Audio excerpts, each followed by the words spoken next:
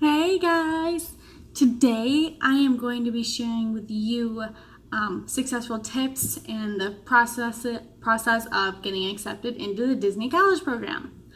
There's many steps, and I can talk to you a little bit about my role that I got accepted into and just the interview process and everything. So to start off, the Disney College program application, they have they have started with opening dates for every semester. You need to apply on that opening date. I don't care what you're doing that day, you need to apply on that opening day. That's really important because they get thousands and thousands and thousands of applications, and you want to be one of the first so they can look at you. Okay. So I applied first day, and if they look at your resume, and then you get moved on to the next step. So on the first application, though, on the application, you're just going to put like your resume, your school, previous work experience, and then they're going to ask you the simple questions like, are you available to work days, nights, evenings, holidays, all that kind of stuff, which you need to answer yes, otherwise you should not be in the Disney College program. So they will also ask you the roles that you are interested in during that first application. You need to put that you are interested in 90% of the roles. If you're too picky, they're just going to put you aside because they want someone that will be happy working at Disney no matter what they're doing. So I don't really, it shouldn't really matter. I was interested in almost all the roles. Even though I'm not a lifeguard, I'd be fine with doing a lifeguard if I worked at Disney. So, yeah. You need to put that you're interested in almost every role. You could get any of those roles, so you do have to be okay with doing it for 4 months, but you got to get your foot in the door with Disney. And sometimes you just have to do something you're not like super thrilled at, and who knows, once you might start working there, you may love it. Moving forward then, if they like your application, if they like your resume, you will get moved on to the online questionnaire. That tests your guest services. So you're going to be asked questions like, what would you do if this happened with a guest? Or how likely are you to do that, like help with a guest those types of questions. You need to answer those just to the best of your ability because they kind of trick you and they ask the same questions in different ways, and your answers need to line up. Otherwise, they knew that you were just trying to pick like the answer that was supposed to be right. You just need to do your best, and if you have any prior customer service, guest service work, you should be good. Just go with your gut and answer the questions the way you think they should be answered. Because you definitely need your answers to line up. After that, and you also need to do that right when you get that too. If, once you put your application in, if they send you, be like, oh, your next step has arrived and you need to do this questionnaire, do it that night. Because you don't need to prep for it. Just do it that night and get it in. Because then you're on your way to the phone interview and you want to be one of the first phone interviews for that semester. So I did that questionnaire the night that I got it. And then luckily it came back. It came back like the day after, and it said that I got cleared to move on to the phone interview. And when you get that email, you want to pick your phone interview date right away because you want to be one of the first. My whole application was very fast. My phone interview was on August 30th, and it was I think it was like a week and a half after. It was one of the first dates to do a phone interview. But it was like a week and a half after I finished the first 2 steps. But it helped because it gave me time to like research and get ready for the questions they were going to ask me. Moving on to the phone interview, I'll start with just like tips and how I prepared, and then I'll move on to like what my actual interview was. So tips. I would definitely wear Mickey ears. I don't have any on right now, but wear Mickey ears. It makes you feel like you're like there already. Smile and laugh and connect with your interviewer. Like make sure like he or she like likes you. So let's see. One of the key things that you should remember for a tip is that you need to remember their name. You should like address them at the end and be like, oh, thank you for your time, Susan. Like that just shows that you can learn a name quickly, and that's a key factor for Disney. Also, because I was already a cast member, so I already went to traditions, you are going to want to like insert the 4 keys anywhere in your interview answers. The 4 keys are safety, show, efficiency, and courtesy. They want to know that you can do all those things while working, and those 4 things can be applied to any college program role. So for me, I applied a lot of safety because safety is a big part of working at the golf course.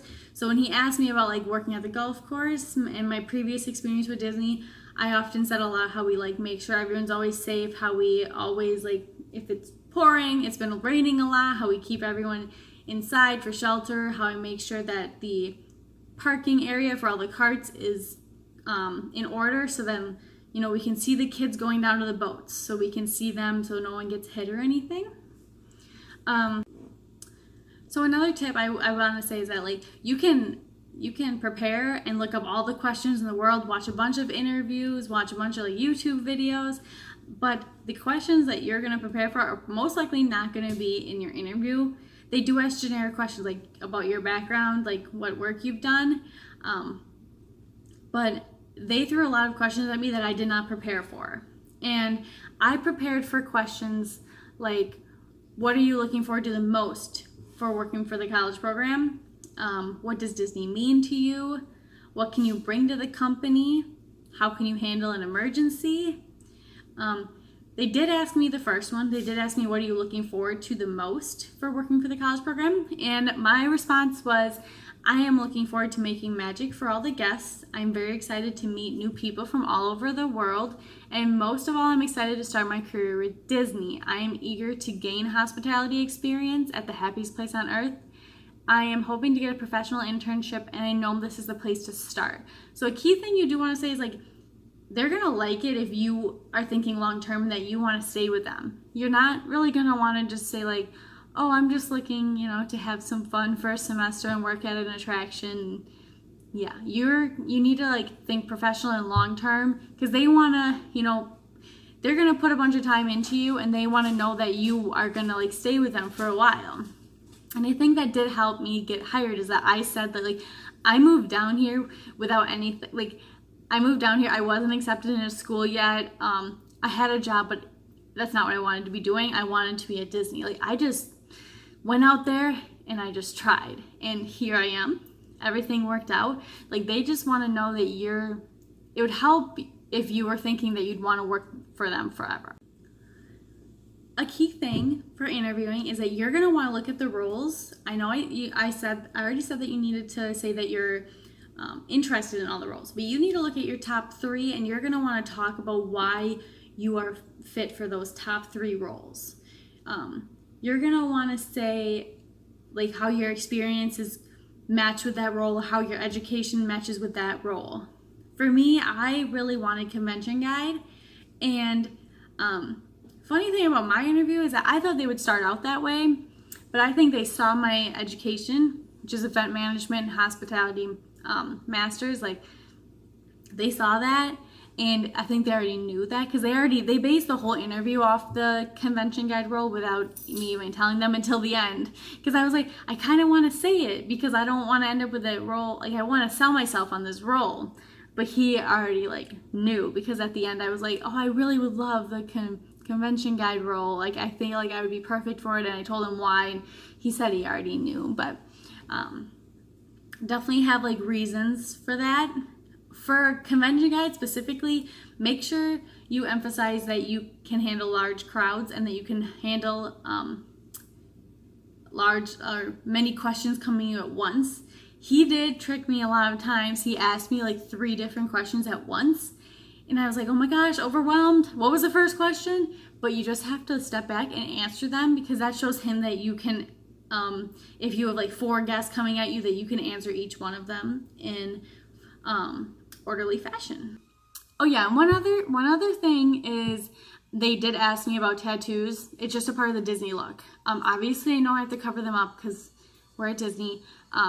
But one question I kind of slipped up on is they asked me how far, like my castle, how far did it start from like my wrist, and I didn't measure before. So you may want to measure your tattoos. If you have tattoos, just measure them before so they can get an idea, because I didn't know I would have to measure them. I just knew I had to share the placement. I would definitely measure how far they are from your wrist, and just like how wide they are and how big they are. But like I said, like if you can cover them, they're not. I was a little scared about this because they kept like asking me size and everything, but they're all on one arm. You can all just cover it up with one sleeve. It's really not that big of a deal. So don't get thrown off when they ask you that. I was a little worried because I was like, oh no, I'm going to be out because I have tattoos and they'll just hire someone without. But that's why you just got to show with your personality that you're meant for this job. And just because you have tattoos, like, it's not a big deal. I can just cover them up. Luckily, it's going to be like winter when I work, so I can easily just wear a jacket. So yeah. So he did ask me some questions. He did ask me what would you say to a little boy that couldn't meet Mickey, which I found strange because I didn't really want the character attendant role, but I mean, I said that I was interested in it. So I told him that if Mickey has to go on a walk with Pluto, I would tell the little boy that he could go and meet a different character, or that there are some great attractions where he could meet some of his like childhood friends. So you're gonna want to put that in there. If you're not a previous cast member, that's totally okay, but definitely know that like if you're applying for a character attendant, or if they ask you any type of question like that, you need to emphasize that like, oh, Mickey's not gonna go switch, like he's not just gonna go take a break or something. Like you need to be like, Rapunzel's gonna check on Flynn, or Ariel needs to go and warm up her voice, or something like that. Like you need to keep the magic in that question. So that's a good tip right there. One of the questions they did ask me that I do remember is that, which is often asked in many interviews, is what would you do? Tell me about a bad customer experience you've had, and how did you fix it? And you always just, my answer was, you have to always direct the conversation to something positive. I used an example at work because lately we've had a lot of complaints that it is cart path only at the golf course. So that means you can't drive your golf cart on the fairways. You have to just keep it on the path, which basically makes it like you're walking 18 holes instead of riding. So you just have to turn it into a positive, and I just gave examples of how that was. So definitely have that written down and have a few examples of how you handled some unhappy customers. I am sorry, like I wish I would have filmed my interview, because I think it would have been great if I actually just had it on film. I know a lot of people do that. So I do apologize that I can't remember every question that they did ask, but he really did not ask me that many questions. I think overall he asked me like 5 questions, and I did share with you 2 of them. I really can't remember the other ones right now. But you need to just be confident and show that you are, willing to like give the guests everything. You're supposed, give them the most magic possible. Definitely throw in Disney magic a lot. I would like to say, to end your interview, you need to ask questions. If you don't ask questions, just you're done right there. Sorry to say it, that's how it is. You need to show that you're like interested in it, and you're not just you don't want to just be like, oh no, I'm good, I don't have any questions. Like, you have questions. Like, everyone would have a question about this because it's such a big program. So I asked 3 different questions. I asked, are there opportunities to network? How has working for the company changed you, the person who was interviewing me? I did see that it is good to ask them how their Disney experience was, because it gets them like happy. It gets them like, oh, look at thinking about like, oh yeah, I've done so much. You want to connect with them, and you want to show that you're also interested in them. They're asking so many questions about you, so you should be respectful and ask something about them. My last question was, what do you feel is the most beneficial aspect of the program? So all of these questions are good. There's really not a bad question to ask. Just make sure you ask questions. Definitely, I asked questions until he was like, okay, thank you so much for your time. Like, if he keeps asking, if he's like, oh, what other questions do you have? Ask something. So have at least 3 or 4, maybe even 5 questions ready. Just because, yeah, until they say like, thank you for your time, you should ask another question. That's a big thing. They just want to know that you are interested and you actually like looked at like the roles and looked at like all of like the college program website and just like you want to know more about it. So just talking about my interview, I do want to say that if you really want to get into Disney and if you for some reason you can't get into the college program, do the way I did. I was in participating operations. Like that's how I was. I got into the golf course. So you can try to just get into a Pandora at Disney Springs or anything that's at Disney Springs that's not owned by Disney, because that shows that you have cast member experience. And those are a little easier to get into because I like working at Disney is so hard to get into. You basically need to do like college program, then a professional internship, and then work your way up and do all these steps.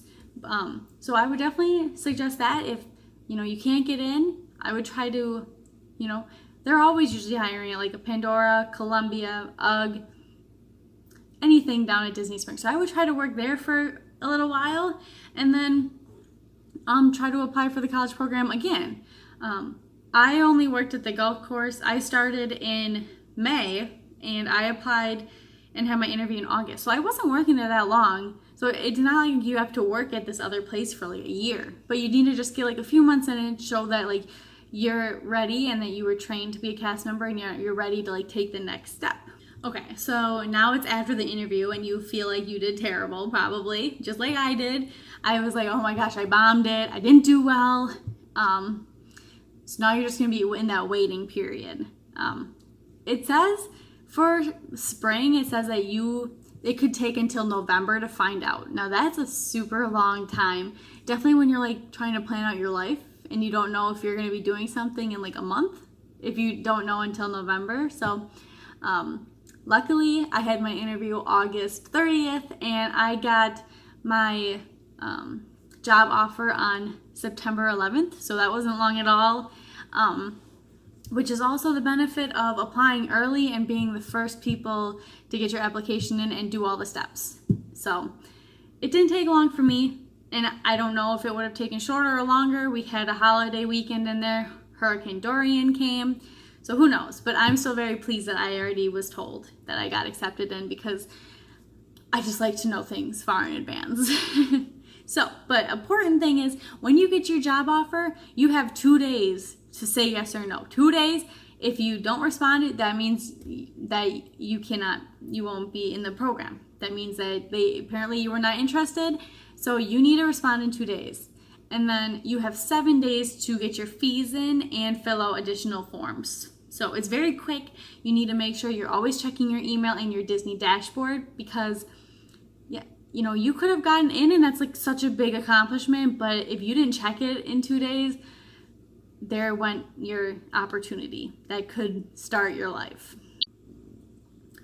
So I'll talk a little bit more about convention guide. For those of you who are wondering, because I know it's one of those roles that people don't really know about. You know what you're going to do for attractions, you know what you're going to do for Bibbidi Bobbidi Boutique, you know what you're going to do for a lifeguard, but convention guide's a little confusing. So in my offer letter, it says that we'll be working with events, and for spring, it's most likely Flower and Garden and Festival of the Arts at Epcot. So I am 90% sure I'll be based at Epcot because there's no parties at Magic Kingdom during the spring. There's not a Halloween party, there's not a Christmas party, so most likely we'll be at Epcot. And it just says responsibilities may include crowd control, escorting large groups of guests through a park from one venue to another, food handling, securing roped off areas while keeping convention guests secure inside their venues. So that would be, for example, like when there's a special event at Epcot and they have to walk to their Illuminations viewing, I would just make sure everyone got there, and everyone who's supposed to be in that viewing area is in there, and everyone who shouldn't is not in there. So that's kind of what I'll be doing. Super excited because I did want to get into events. Honestly, my goal, my dream as a child was always like wedding planner. I just never actually thought that I would do it, but looks like I'm on my way. So I'm very excited. I will keep you guys updated about like training days, first day, and everything, but we do have a long ways. So my first day is not until January 27th. So yeah, we have a while, but I'm happy that it's lined up, and I'm happy I know my dates. Luckily it like went around the wedding perfectly, and our honeymoon, it fit right in between, so it couldn't have worked out any better. So overall, I think the phone interview is very scary. I was so nervous. I was sweating before, but you really just need to be yourself, be confident, just smile, and just connect with the person who's interviewing you. Anyone can work at Disney if you have the passion, so just show them that you have the passion.